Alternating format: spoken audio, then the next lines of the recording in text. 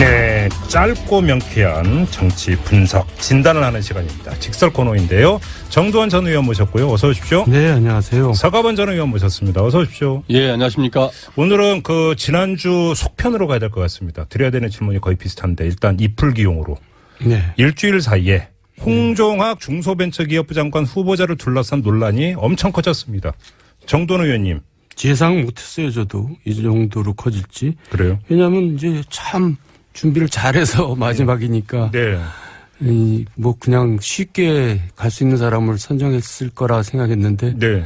의외로 여태까지 후보 중에서는 가장 얄미운 후보인 것 같아요. 얄밉다는 게 무슨 뜻입니까? 그러니까 이제 여야 떠나서. 그 뭐 똑부러지게 이제 이게 뭐 불법이다 이렇게 딱 이런 건 아니지만은. 네. 뭐 얄밉잖아요. 자기는 그냥 뭐 전혀 반대로만 여태까지 살아오고 이 말을 하고 그러던 것을 실제로는 언과 행이 다르다? 예. 내로남불의 전형이죠. 서가번 의원님, 정두환 의원님 얄밉다는데. 그러니까요. 지금 딱 틀에 끼어서 꼼짝달싹을 하지 못해서. 네. 사실, 본인으로서는 얼마나 안타깝겠습니까? 뿐만 아니고 청와대에서도 그렇겠죠. 근데 이제 좀 더 이성적으로 보면. 네. 사실 지금 정 교수님 말씀하셨듯이 뭐 딱히 잘못한 것도 없어요. 장모님이 부자고, 그 다음에, 딸한테 또 손녀한테, 재산을 많이 띄워줬다. 네. 그럼 거꾸로 주는데, 손녀가. 주는데 안 나는 아직 받겠냐? 어리니까 할머니 네. 나는 안 받을래요. 어려운 사람들 주세요. 그러나요? 그런데. 일단 한번 일단 받아보고 나서. 그러니까요. 그러면은 받으면은. 이게 이제 그다음부터 법적 행위들이잖아요. 네. 받는 것부터. 네. 증여세가 발생되고. 그러면 증여세는 어디서 마련해? 어린 소녀가 증여세고 돈이 어디가 나서 매덕을 모으는 제가 그럼 잠깐 그 중간에 그러면 보충 질문 하나 드릴게요. 어제 청와대 고위관계자 아니 장모가 주겠다는데 당신 같으면 안 받겠냐라고 그러니까 물어봤어요. 근데 아니 그 누가 받지 말라고 했냐. 근데 왜 그러면 그 엄마하고 딸하고 나눠서 받냐. 그냥 엄마가 다 받으면 되는 거 아니냐라고 만약에 이야기하면 뭐라고 하실래요? 그게 결국 그 국세청에서도 이 상속세나 증여세를 효과적으로 세금 덜 내고 절세 차원에서 그랬다. 네, 합법적으로 효과적으로 받는 방법 Q&A 해갖고 나온다는 거 아닙니까? 이렇게 쪼개서 받아라.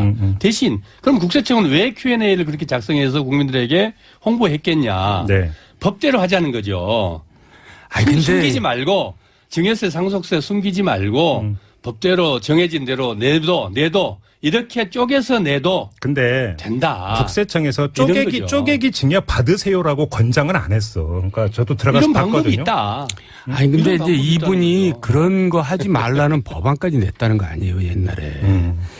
그리고 항상 부의 대물림은 잘못된 거다라고 주장했던 사람이. 예. 그렇게 주장했던 사람이면. 그렇게까지 할 수는 없죠. 잠깐만요. 지금 1389님이 딱 문자를 홍종학 벤처 후보 참 그러네요. 법을 어긴 것도 아니고 그렇다고 잘했다고 할 수도 없고 이게 조금 전에 정두환 전 의원께서 말씀 얄밉다라는 표현이 이 표현입니까? 그런데 이런 거거든요. 실제로 그러니까 홍종학 의원 저도 봤어요. 홍종학 의원이 대물림 해서는 안 된다. 네. 제도화해야 한다는 게 결국은 뭐겠습니까? 상속세 증여세 비율을 올려야 된다는 거예요. 그러면은 이 사람 이 말과 행동이 다르다 그러는데 본인은 거기서 그걸 쪼개서 내든 두 개로 쪼개든 세 개로 쪼개든 10개로 쪼개든 어쨌든 법적 테두리 안에서 세금 잘 내자는 거지 않습니까? 세금 감추지 말고 이렇게 삼성이나 재벌들처럼 국민 정서에 안 맞게 그러지 말고 그러자는 건데 사실 이 사람은 홍종학 후보는 할 것들은 법적 행위들은 다 한 거예요. 단지 지금 말씀하신 대로 그러나 왠지 이게 아닌 것 같거든요. 기분 나쁘거든요. 제가 이제 2부에서 우원식 원내대표 인터뷰를 하면서 드렸던 질문을 그럼 서가번 전 의원께도 똑같이 드리겠는데 그러면 더불어민주당이 과거 야당이던 시절에 청문회에 임할 때 그러면 실정법만을 기준으로 삼아서 그럼 도덕성을 따졌느냐?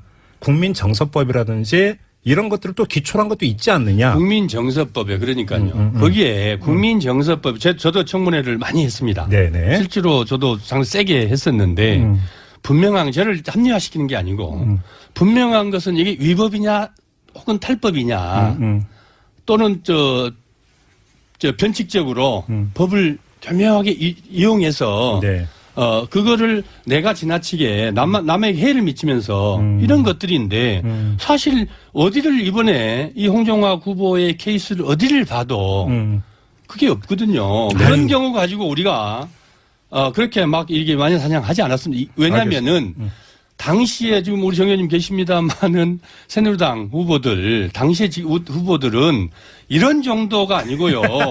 그냥 모자리입니다. 모자리. 불법 탈법 행위들이. 그래서 이런 것들은 나오지도 않아요. 알겠습니다. 정도원 의원님 말씀해 주시죠. 이렇게 민심이 안 좋은데 이렇게 두둔하면 본인한테 손해예요. 손해가 아니고가 문제가 무조건 아니고요. 저 두둔할 일은 아니고 네. 이 법이 나왔으니까 그랬는데 이거 불법입니다. 왜냐면요. 민법에 의하면 통정에 의한 허위 의사 표시에 해당돼요. 그러니까 그걸 짜고 치는 고스톱을 그렇게 어렵게 법에 정하거든요. 그건 무효에 해당됩니다. 그리고 또 친권자하고 상반된 이해관계를 할 때는 별도의 법정 대리인을 세우게 돼 있어요. 그것도 안 했으니까 무효예요. 그러니까 이게 민법상으로는 무효입니다. 또 법률 조항 들어가니까 어려워지잖아요. 그러니까 내가 가만히 이런 얘기까지는 안 하려고 그랬는데 자꾸 두둔해서 두둔할 걸 아니고 우리가 그래서 이 구체적인 것들을 이제 그냥 추측하지 말고 청문회에서 지금 나올 만큼 나왔거든요. 네. 청문회 통해서 하나하나 이제 정수적으로 얄미운 것까지도 그리고 청문회 통해서 본인이에게도 충분하게 소명할 기회를 주고 네. 그리고 정말 국민들이 봐서 이게 얄미운 정도가 아니고 이거는 문제가 있다. 그러면은 뭐 청와대에서도 어쩌겠습니까? 이게 지금 이풀기 토크인데 엄청 뜨거워져가지고. 그러니까 아무튼 이제 그러니까 11월 10일 날 9일 뒤에 이제 청문회가 있으니까. 그렇습니다. 또 이제 그 많은 국민들이 청문회를 지켜보실 거고 거기에서 또 이제 여론이 형성이 되지 않겠습니까? 요거에 따라서 좀 이야기가 달라질 것 같으니까 이 정도로 이제 두 분의 관점만 확인을 하는 걸로 하고요. 오늘 본 주제로 넘어가야 될 것 같은데 오늘 이른바 보수 야권이 엄청 분주했습니다. 자유한국당에서는 초선 의원들 모였죠. 재선 의원들 모였죠. 바른정당에서는 의원총회 열렸죠. 근데 뭔가 이렇게 딱 부러지게 결론 내린 모임이 없대요. 그러니까요. 그리고 지금 논란을 벌이고 있는 부분이 1년 반 전의 모습 그대로입니다. 그래요? 한치도 나아가지를 못했어요. 예. 오히려 후퇴를 했죠. 아직도 친박 문제 가지고 저러고 있으니 어느 세월에 무슨 혁신을 하고 무슨 그런 얘기 안 했으면 차라리 좋겠어요. 그러니까 지난주에 두 분이 이제 의견 일치를 봤던 것이 이 문제는 죽도밥도 아닌 엉거주춤 상태로 계속 갈 가능성이 높다고 이렇게 전망을 하셨잖아요. 두 분 모두. 저는 지금도 똑같으신 거고. 엉거주춤하게 가고 있는 거잖아요. 왜냐하면은 이게 분명하게 정해진 거 하나는 있어요. 네. 이게 보수 야당이 통합을 해야 된다. 이거는 실제로 자강파들도 지금 오늘 그 의원총회에서 나왔습니다만 통합 전당대회 남경필 의원이나 김재현 의원 이래 나왔습니다만은 그거는 대체로 다 궁극적으로는 언젠가는 통합을 해야 된다라는 것에 대해서 별 이견이 없는 것 같아요. 유승민 대표 빼놓고는. 네. 그런데 결국 그는 어떤 방식 가는 과정이었더냐. 이게 지금 홍 대표의 리더십으로 이걸 헤쳐나가기가 만만치 않다는 거죠. 그리고 스텝이 처음부터 꼬였어요, 좀. 왜냐하면은 박근혜 이미 사실 표현이 좀 그렇습니다만은 사실 죽은 박근혜를 그 부둥켜 안고 계속 그 싸움을 벌이고 있잖아요. 홍준표 대표가? 그렇죠. 그러니까 이게 별로 덕보지 이익이 없는, 승산 없는 게임을, 이익도 없는 게임을 갖고 지나치게 소모적으로 지금 가서. 잘해야 본전입니까? 본전도 안 되죠. 본전도 안 되죠. 박근혜 전 대통령 이미 국민들의 시야에서 멀어진 건 오래됐잖아요. 근데 지금 그 바른정당에서 한국당으로 돌아오려고 하는 의원들은 그게 선결 조건이라고 하니까 처리하려는 거 아니에요. 그러니까 그런 것들은 이제 다른 최소한 이 정치 지도자가 이게 지금 이 난국을 통해서 돌파하고 새로운 리더십으로 혁신을 한다 그러니까 혁신하고 야권을 정말 한번 기치를 세워서 국민들에게 소구력 있는 지지를 받는 뭔가를 가지고 리더십을 발휘해 보겠다고 하면은 그 뭔가를 찾아내야죠. 정돈 의원님. 너무나 뻔한 거 갖고 그냥 가버린 거 아닙니까? 자유한국당 초선 의원들이 모였는데 결론을 못 내고 오는 8일 날 다시 모여서 입장 정리한다. 이렇게 나오던데 이야기가. 그러니까요. 근데 지금 홍준표 대표는 내일 모레 3일 날 최고위원회에서 처리하겠다는 거잖아요. 하나는 3일이고 하나는 8일이고 이걸 도대체 어떻게 받아들여야 되는 겁니까? 그러니까 3일 날 일방적으로 이거는 표결할 문제가 아니다 해가지고 3일 날 처리는 안 된다는 뜻이 여기는 깔려 있는 거죠. 아니죠. 자기는 이제 그거를 표결 처리는 법적으로 불필요하니까. 홍준표 대표. 여기서 그렇죠. 그냥 결론을 내고 이제 가자, 이제. 네. 오늘로서 이제 박근혜 전 대통령은 당원이 아니다. 이제 선언을 하고 싶은 거죠. 네. 그리고 또 그렇게 할걸요? 그러면 그 초선 의원들이 8일날 그 다시 모여서 입장 정리해서 발표하겠다는 건 뭐예요, 그러면? 이거 어떻게 받아들여야 되는 거예요? 그러면 그때는 버스 지나간 다음이죠. 그러니까 콩가루 집안인데, 이제 이거를 왜들 이러냐, 국민들은 이제 궁금해하는 사람도 있을 거예요. 물론 관심도 없겠지만은. 네. 하도 지겨워가지고. 예. 그러니까 이제 결국 자기들 재선 문제 때문에 다시 당선되느냐 안 되느냐 문제 때문에 이러고들 있는 겁니다. 그 무슨 말씀이에요? 총선 멀었잖아. 왜냐하면 영남 의원들은 예. 어쨌든 박근혜 그늘에서 벗어나면은 좀 뭔가 불안한 거예요. 아니, 그 영남에서 아직도 그러면 박근혜 효과가 있다고 기대하는 거예요? 그러니까 안심한 거죠. 물론 조금 있죠. 근데 그게 이제 아까운 겁니다. 그리고 이제 수도권 의원들은 또 거기서 벗어나야지 또 승산이 있거든요. 그 입장들이 다른 겁니다. 그러니까 결국 따지고 보면은 보수 진영을 다시 이렇게 세워서 진보 진영과 대결을 해서 나라의 그 균형 잡힌 국가 운영을 하도록 하겠다는 게 아니고 결국 내가 다음에 당선되려면 어떻게 해야 되냐 전부 이러고들이 있기 때문에 이런 일이 벌어지고 있는 겁니다. 그러니까 다 그 나물의 그 밥이죠. 아, 그래요? 네. 자, 그러면 여기서 잠깐만 중간 정리를 해보죠. 그러면 지금 시나리오를 우리가 그린다라면 그림이 내일 모레 3일날 홍준표 대표가 최고위원 회의를 소집을 해서 의결은 안 하고 투표는 안 하고 그냥 이로써 제명됐습니다. 땅땅땅 이럴 가능성이 제일 높다. 이 말씀이신 거예요? 이제 그 전까지 그렇게 되도록 이제 최선을 다하겠죠. 그래서 그래요? 뭐 계속 밥 먹고 있잖아요. 네. 밥 먹는다고 될 일 같지는 않은데. 의원들하고. 예. 그래서 지금 하여간 저는 홍 대표 이제 개인 생각은 3일 날 일단 종결을 시키고 싶다. 예. 그 얘기를 하는 겁니다. 근데 만약에 홍 대표가 그렇게 땅땅땅 해서 그 선언을 했는데 그 무슨 소리냐 인정 못해 이래 버리면 더 꼬이는 거 아닙니까? 지금 계속 꼬이고 있잖아요. 그래요. 그러니까 이 문제는 앞으로 더 시간이 많이 흘러갈 것 같아요. 그래서 당장 해결될 문제 같지는 않아요. 최고위에서 상정하기가 쉽지 않을 거예요. 그래요? 예. 어떻게 땅땅땅 두드려 가겠습니까? 그 절차들을 표결을 거쳐야 땅땅땅 두드리는 거지. 네. 그다음에 지난번도 말씀드렸지만은 의원총회에 그건 이제 서청원 최경환 두 사람. 예. 그 의원총회는 정우택 몫이에요. 대표 몫이에요. 홍준표 대표 몫이 아니거든요. 홍준표 대표가 정우택 원내대표한테 일임한다 이렇게 얘기해요. 일임한다니까 또 정우택 원내대표는 홍 대표가 지도력으로서 풀어야 된다. 지도력 풀어야 된다잖아요. 서로 똥볼차기 하고 있잖아요. 이건 그러니까 폭탄 돌리기. 네. 그렇죠. 그런 거죠. 예. 지금 서로 그러고 있습니까? 네. 그러니까 제 개인 의견 같아서는 홍 대표도 이 판을 그만두고 서청원 최경환이 또 나가고 이제 판을 크게 정리를 해야지 정리가 되지.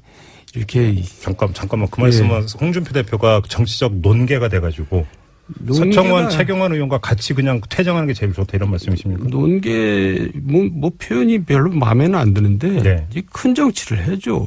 그래요? 왜 뭐 이렇게 쪼잔하게 이렇게 큰 문제를 두고 그러니까 이제 친박이라는 게 이 야당 입장에서는 적폐거든요. 그야말로.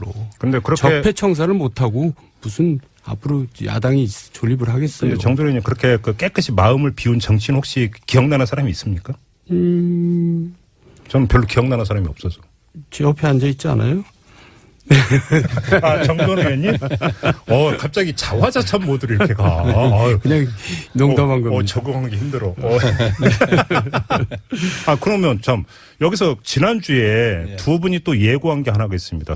그러니까 홍준표 대표가 미국 갔다가 돌아오는 날 서청원 의원이 깔지도 모른다. 녹취록을. 안 까던데요? 글쎄요. 어떻게 된 겁니까 이게? 이용주 의원이 까야죠 이제. 깐다고 그 소리 빵빵 쳤는데 지금 이제 어쨌든 홍준표 대표가 이 뉴스를 돌리잖아요. 이 문제를 갖고 서로 네. 그러면서 지금 정우택 의원도 정치력과 지도력으로 풀어야 되는 거지. 그러니까 안 한다고 그러는 거. 그러면서 국민들이 지금 이 소강 상태로 갔거든요. 어렵게 얘기할 거 없이 그거는 그냥 흐지부지 되는 거니까. 얘기죠. 흐지부지 간다는 흐지부지 거죠. 되니까 서청원 의원 쪽에서 녹취록 깔 이유가 없는 이렇게 되는 거 아닙니까? 정리하면. 그렇죠. 그런 거죠. 그러니까 일단 협박이 일단 어느 정도 통한 거죠.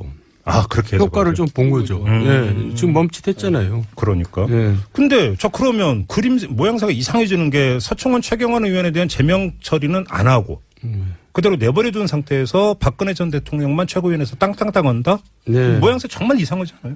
그러니까 이제 의총 열기가 힘들고 네. 그래서 저 생각은 이제 시간은 더 흘러갈 텐데 예. 최종적인 모습은 박근혜 출당, 서청원 최경환 잔류. 네. 그러면서 이제 그 김무성 일파 들어오고 뭐 이렇게 끝날 것 같은데요. 아, 그렇게? 네. 그러면 좀 자연스럽게 얘기하는 바른정당 통합파가 돌아가는 명분은 반감되는 거 아닙니까? 반감되지만은 그 사람들은 지금 급해요, 마음이. 어차피 시동 건 거니까. 이미 뭐 가기로 결정했어요. 그러니까 이제 박근혜 그냥 그걸로 이제 일단 명분을 뭐 적당히 둘러대면서 들어가겠죠. 아, 그래요? 그러면 뭐 결행 시기는 얼마 안 남았다고 봐야 되겠네요, 그러면? 하여간 생각보다는 이제 조금 걸릴 텐데. 네. 결국 최종 모습은 그렇게 될 거라 이거죠. 아, 서가분 의원님 어떻게 전망하세요? 잘 모르겠어요. 실제로 그게 의원총회에서 박근혜 전 대통령을 출당을 시킬 수 있다? 저는 그렇게 간단치 않다고 봐요. 최고위원 회의에서? 예. 그것도 못한다? 예. 쉽지. 왜냐면은 어차피 1심 끝나면 정리가 되는데 네. 그 총대를 뻔하게 있는데 지금 그 배신자로 낙인 찍히고 싶지는 않겠죠. 어쨌든 예. 지금 지난번에 유승민 대표가 지금 TK 중심으로 해서 여전히 지도력을 발휘하지 못하고 있는 가장 큰 근거가 지역에서 그 배신자 낙인을 찍혀서 상당히 실제로 어렵다는 거 아니겠습니까? 그러면은 그거를 현장에서 직접 체험하고 있는 국회의원들이 네. 또 특히나 지도부들이 예. 굳이 내가 안 한다고 해서 본인들이 홍준표 대표가 답답하지 본인들은 아무런 데미지가 없잖아요. 네네. 나쁠 게 하나도 없잖아요. 그러면은 계속 원칙적인 얘기만 정치적으로 풀어라. 뭐 이렇게 해서 원칙적으로 지도력을 보여라. 네. 그래서 그다음에 또 홍준표 당신도 지금 문제가 있지 않냐. 네네. 뭐 이런 식으로 아주 점잖은 얘기들만 쭉 벗으면 배신자 소리도 안 듣고 네. 우리도 지키고 또 뭐 특별히 손해볼 것도 없잖아요. 그러니까 저희가 엊그저께 자유한국당의 류여해 최고위원하고 인터뷰를 했는데 바로 이 문제 때문에 그러니까 지금 4대4에서 캐스팅 보트를 쥐고 있는 인물이다. 뭐 여러 언론에서 이렇게까지도 해서 입장이 뭐냐 이렇게 여쭤봤더니 좀 서두를 일은 아닌 것 같다. 그럼요. 그래서 1심 판결 후 계속 이걸 강조를 하던데요. 글쎄 그럴 것 같아요. 그러면 홍준표 대표가 쉽게 그러니까 의결 안 거치더라도 회부하는 것도 좀 부담스럽지 않을까 싶기도 한데요. 한편으로는. 만만치 않아요. 근데 만약에 그래서 회부를 못 한다고 쳐요. 그래도 이제 바른정당 김무성 의원을 비롯한 일부는 돌아가는 겁니까? 아니죠. 못 가요, 그러면? 예, 박근혜 문제까지는 해야죠, 들어가죠. 아, 그래요? 예. 야, 정말 어렵네, 정말. 뭘 어려워요. 그냥 잊어버리세요. 이런. 저 방송해야죠. 그런가요? 네. 국민들 짜증나요. 이런 거 방송 안 해도 돼요. 얘기 나온 게 그래도 해야 돼요. 몇 명이나 돌아갈 것 같습니까? 언론에서 숫자가 다 다르던데 보니까. 8명 정도 되던데요. 뭐. 실제로 이런 것들을 단칼에 한번 정리해서 정말 손해를 봤던 사람이 있죠. 누군데요? 이회창 아닙니까? 대쪽 이회창. 우리 옆에 계시지만 당시 김영삼 전 대통령 네. 그때 후보되고 나서 탄핵해버렸잖아요. 출당시키고. 예. 그러면서 결국 대선도 지고 나중에 가서 뒷감당 참 어려웠습니다. 그 모습들을 보았고요. 예. 또 실제로 보수들이 그런 이해창 총재만 해도 당인이 아니었잖아요. 정당인이 아니었잖아요. 당시에. 그런데 보수 쪽 정치인들이 뭔가를 스스로가 자기의 이익이 크게 존재하지 않는데 결단을 내서 무엇을 바꾸는 모습들을 저는 그렇게 본 기억이 힘이 없어요. 이게 이제 흔히 이야기하는 굳이 대선에 피 묻힐 이유가 그렇습니다. 뭐가 있느냐 그렇습니다. 이런 심리라는 거죠. 그렇습니다. 그래서 제가 결국은 계속해서 어렵다는 게 그럴 거라는 거죠. 알겠습니다. 정도원 의원님께 좀 이건 여쭤보는데 아주 그 가까운 사이로 알려져 있고 이 자리에서도 말씀하셨던 남경필 경기지사가 시간이 지나면서 최근 들어서 통합전대 주장을 하던데요. 이거는 내년 지방선거에 대한 절박성 때문에 나오는 주장이다 이렇게 보면 되는 겁니까? 당연하죠. 결국 자기 문제입니다. 그러니까 이제 얼마나 고민을 많이 하겠어요. 자기 선거에 대해서. 그러니까 바른당으로는 도저히 승산이 없다고 판단한 거죠. 그러면 만약에 김무성 의원을 비롯한 통합파가 돌아가면 남경필 경기지사도 자유한국당으로 돌아갈 가능성이 높다 이렇게 봐야 되는 겁니까? 결국은 또 명분을 만들어서 들어가겠죠. 그래요? 거기도 이제 마음이 떠났네요. 내가 볼 때는. 아 그래요? 네. 그러면 잠깐만요. 그럼 바른정당에 누가 남는 거예요? 유승민 의원? 뭐 하고 한 5-6명 남겠죠. 아 5-6명? 네. 근데 국민의당은 또 그 통합은 아니라고 그러고 지금 그럼 어떻게 됩니까? 그분들은? 선거연대라고 그랬잖아요. 선거연대 별. 아 근데 국민의당 없죠. 입장에서 5-6명하고 선거연대에서 뭐예요? 그래서 어려운 거죠. 그게. 네. 실제로 그 남경필 지사나 김세연 의원 마음들이 이미 오래전에 상당히 그 유승민 의원이 결국 그 크게 지도력을 발휘 못하고 있다는 거 아니겠습니까? 네. 결국 이거는 뭐 전형적으로 정치권에서 보면 이런 타이밍에 이런 그 제안을 내놓는 것은 뭐 도저히 불가능한 제안 아닙니까? 통합전당대회라는 게. 그러니까. 시간 끌기죠. 그러면 시간 끌기 플러스 명분 쌓기. 그러면은 언젠가 이제 이것을 계속해서 가다 보면은 뭐 또 손해볼 거 없잖아요. 알겠습니다. 이제 한 시간이 이제 다 됐는데요. 정도님께 1분만 하나만 여쭙고 유승민 의원은 왜 이렇게 그러면 그 자기 중심으로 의원들을 이렇게 그 규합하는 데 약할까요? 조금 자폐증 증세가 좀 있는 것 같아요. 예? 무슨 말씀이에요? 말이 심했나? 친구라서 그냥 턱벌없이 얘기했는데. 그러니까 그걸 사람들 이렇게 추스리고 그런 성격이 아니에요. 좀 까칠하다? 그러니까 김영태 의원이 맨날 하는 말이 매년 지금 3선째인데 자기한테 밥 한 번 안 샀다는 거 아니에요? 스킨십이 안 된다? 그런 게 잘 안 돼요. 물론, 그러니까 그 정치하는 분들 다 사람이기 때문에 친소관계 감정에 따라 움직이긴 하지만 그래도 정치에서 이제 판 있는 게 있고 뭔가 정치에서 이제 중요하게 생각하는 명분이나 이런 것도 있는 거잖아요. 그러니까 제가 볼 때는 이해창 박근혜 밑에서 이제 비서실장도 하고 중요한 역할을 했는데 자 제왕적 총재였잖아요. 그 사람들이 이제 그런 거를 많이 이렇게 자기도 모르게 배운 것 같아요. 그게 이제 옛날에 저쪽에서 이제 했던 이른바 패권적 사고방식. 그런 모습이 이걸 내 당으로 만들겠다. 이러다가 이렇게 된 거죠. 그렇군요. 알겠습니다. 아무튼 진단은 지난주와 크게 다를 바는 없는. 그렇네요. 그러니까 이 얘기는 뭐냐면 지난주 얘기대로 죽도밥도 아닌 엉거주춤 상태가 지속되고 있다. 또 계속 지속될 거다. 답답하고 할 말이 없어요. 다음 주에 또 한번 보죠. 아유, 그만해요. 자, 이렇게 직설 마무리하겠습니다. 서가번 전 의원, 정두원 전 의원과 함께했습니다. 고맙습니다. 네, 감사합니다. 네. 당시의 후보들은 이런 정도가 아니고요.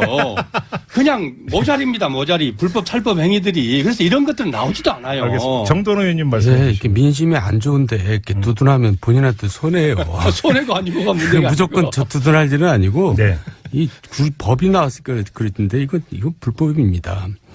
왜냐면요. 민법에 의하면 통정에 의한 허위 의사표시에 해당돼요. 그러니까 그걸 짜고 치는 고스톱을 그렇게 어렵게 법에 정하거든요. 그건 무효에 해당됩니다.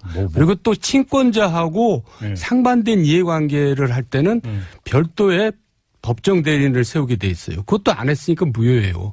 그러니까 이게 민법상으로는 무효입니다. 또 법률 조항 들어가니까 어려워지잖아요. 그러니까 내가 가만히 이런 얘기까지는 안 하려고 그랬는데 자꾸 두둔해서 두둔할 걸 아니고 우리가 그래서 이 구체적인 것들을 이제 그냥 추측하지 말고 청문회에서 지금 나올 만큼 나왔거든요. 청문회 통해서 하나하나 이제 정수적으로 얄미운 것까지도 또 청문회 통해서 본인이에게도 충분하게 소명할 기회를 주고 그리고 정말 국민들이 봐서 이게 얄미운 정도가 아니고 이거는 문제가 있다. 그러면은 뭐 청와대에서도 어쩌겠습니까? 이게 지금 이풀기 토크인데 엄청 뜨거워져가지고. 그러니까 아무튼 이제 그러니까 11월 10일 날 9일 뒤에 이제 청문회가 있으니까. 그렇습니다. 또 이제 그 많은 국민들이 청문회를 지켜보실 거고 거기에서 또 이제 여론이 형성이 되지 않겠습니까? 요거에 따라서 좀 이야기가 달라질 것 같으니까 이 정도로 이제 두 분의 관점만 확인을 하는 걸로 하고요. 오늘 본 주제로 넘어가야 될 것 같은데 오늘 이른바 보수 야권이 엄청 분주했습니다. 자유한국당에서는 초선 의원들 모였죠. 재선 의원들 모였죠. 바른정당에서는 의원총회 열렸죠. 근데 뭔가 이렇게 딱 부러지게 결론 그 해서는 안 된다. 네. 제도화해야 한다는 게 결국은 뭐겠습니까? 상속세, 증여세 비율을 올려야 된다는 거예요. 그러면은 이 사람 이 말과 행동이 다르다 그러는데 본인은 거기서 그걸 쪼개서 내든 두 개로 쪼개든 세 개로 쪼개든 10개로 쪼개든 네. 어쨌든 법적 테두리 안에서 세금 잘 내자는 거지 않습니까? 세금 감추지 말고 이렇게 삼성이나 뭐 재벌들처럼 국민 정서에 안 맞게 그러지 말고 그러자는 건데 사실 이 사람은 홍종학 후보는 할 것들은 법적 행위들은 다 한 거예요. 네. 단지 지금 말씀하신 대로 그러나 왠지 이게 아닌 것 같거든요. 기분 나쁘거든요. 제가 이제 2부에서 우원식 원내대표 인터뷰를 하면서 드렸던 질문을 그럼 사과반 전 의원께도 똑같이 드리겠는데 그러면 더불어민주당이 과거 야당이던 시절에 청문회에 임할 때 그러면 실정법만을 기준으로 삼아서 그럼 도덕성을 따졌느냐 국민정서법이라든지 이런 것들을 또 기초한 것도 있지 않느냐. 국민정서법에 그러니까요. 거기에 국민정서법 저도 청문회를 많이 했습니다. 네네. 실제로 저도 상당히 세게 했었는데 분명한 저를 합리화시키는 게 아니고 분명한 것은 이게 위법이냐 혹은 탈법이냐 또는 변칙적으로 법을 교묘하게 이용해서 그거를 내가 지나치게 남에게 해를 미치면서 이런 것들인데 사실 어디를 이번에 이 홍종학 후보의 케이스를 어디를 봐도 그게 없거든요. 그런 경우 가지고 우리가 그렇게 막 이게 마녀사냥하지 않았습니다. 왜냐면은 당시에 지금 우리 정 의원님 계십니다만은 새누리당 후보들 일단 받아보고 나서 그러니까요. 그러면은 받으면은 이게 이제 그다음부터 법적 행위들이잖아요. 받는 것부터 증여세가 발생되고 그러면 증여세는 어디서 말이나 어린 소녀가 증여세고 돈이 어디가 나서 매덕을 모으는 제가 그럼 잠깐 그 중간에 그러면 보충 질문 하나 드릴게요. 어제 청와대 고위관계자도 아니 장모가 주겠다는데 당신 같으면 안 받겠냐라고 그러니까 물어봤어요. 근데 아니 그 누가 받지 말라고 했냐. 근데 왜 그러면 그 엄마하고 딸하고 나눠서 받냐. 그냥 엄마가 다 받으면 되는 거 아니냐라고 만약에 이야기하면 뭐라고 하실래요? 그게 결국 그 국세청에서도 이 상속세나 증여세를 효과적으로 세금 덜 내고 절세 차원에서 그랬다. 합법적으로 효과적으로 받는 방법 Q&A 해갖고 나온다는 거 아닙니까? 이렇게 쪼개서 받아라. 대신 그럼 국세청은 왜 Q&A를 그렇게 작성해서 국민들에게 홍보했겠냐? 법대로 하자는 거죠. 근데 숨기지 말고 증여세 상속세 숨기지 말고 법대로 정해진 대로 내도 이렇게 쪼개서 내도 근데 된다. 국세청에서 쪼개기 증여 받으세요라고 권장은 안 했어. 그러니까 저도 들어가서 이런 봤거든요. 방법이 있다. 근데 이제 이분이 그런 거 하지 말라는 법안까지 냈다는 거 아니에요, 옛날에. 그리고 항상 부의 대물림은 잘못된 거다라고 주장했던 사람이 그렇게 주장했던 사람이면 그렇게까지 할 수는 없죠. 잠깐만요. 지금 1389님이 딱 문자를 홍종학 벤처 후보 참 그러네요. 법을 어긴 것도 아니고 그렇다고 잘했다고 할 수도 없고. 이게 조금 전에 정도원 전 의원께서 말씀 얄밉다는 표현이 이 표현입니까? 그런데 이런 거거든요. 실제로 그러니까 홍종학 의원 저도 봤어요. 홍종학 의원이 대물림 네, 짧고 명쾌한 정치 분석 진단을 하는 시간입니다. 직설 코너인데요. 정도원 전 의원 모셨고요. 어서 오십시오. 네, 안녕하세요. 서가번 전 의원 모셨습니다. 어서 오십시오. 예, 안녕하십니까. 오늘은 지난주 속편으로 가야 될 것 같습니다. 드려야 되는 질문이 거의 비슷한데 일단 이풀기용으로 일주일 사이에 홍종학 중소벤처기업부 장관 후보자를 둘러싼 논란이 엄청 커졌습니다. 정도원 의원님. 예상 못했어요, 저도. 이 정도로 커질지. 그래요? 왜냐하면 이제 참 준비를 잘해서 마지막이니까. 그냥 쉽게 갈 수 있는 사람을 선정했을 거라 생각했는데. 의외로 여태까지 후보 중에서는 가장 얄미운 후보인 것 같아요. 얄밉다는 게 무슨 뜻입니까? 그러니까 이제 여야 떠나서 그 뭐 똑부러지게 이제 이게 뭐 불법이다 이렇게 딱 이런 건 아니지만은 네. 뭐 얄밉잖아요. 자기는 그냥 뭐 전혀 반대로만 여태까지 살아오고 이 말을 하고 그러던 것을 실제로는 언과 행이 다르다. 예 내로남불의 전형이죠. 서가본 의원님, 정돈 의원님이 얄밉다는데. 그러니까요. 지금 딱 틀에 끼어서 꼼짝달싹을 하지 못해서 네. 사실 본인으로서는 얼마나 안타깝겠습니까? 뿐만 아니고 청와대에서도 그렇겠죠. 근데 이제 좀 더 이성적으로 보면 네. 사실 지금 정 의원님 말씀하셨더니 뭐 딱히 잘못한 것도 없어요. 장모님이 부자고 그다음에 딸한테 또 손녀한테 재산을 많이 띄워줬다. 네. 그럼 거꾸로 주는데 손녀가 주는데 안 나는 아직 받겠냐? 어리니까 할머니 네. 나는 안 받을래요. 어려운 사람들 주세요. 그러나요? 그런데 일단 문제는 한번 우리 때린 모임이 없대요. 그러니까요. 그리고 지금 논란을 벌이고 있는 부분이 예. 1년 반 전의 모습 그대로입니다. 그래요? 한치도 나아가지를 못했어요. 예. 오히려 후퇴를 했죠. 아직도 친박 문제 가지고 저러고 있으니 네. 어느 세월에 무슨 혁신을 하고 무슨 그런 얘기 안 했으면 차라리 좋겠어요. 그러니까 지난주에 두 분이 이제 의견 일치를 봤던 것이 이 문제는 죽도밥도 아닌 엉거주춤 상태로 계속 갈 가능성이 높다고 이렇게 전망을 하셨잖아요. 두 분 모두. 저는 지금도 똑같으신 거고. 엉거주춤하게 가고 있는 거잖아요. 왜냐하면은 이게 분명하게 정해진 거 하나는 있어요. 네. 이게 보수 야당이 통합을 해야 된다.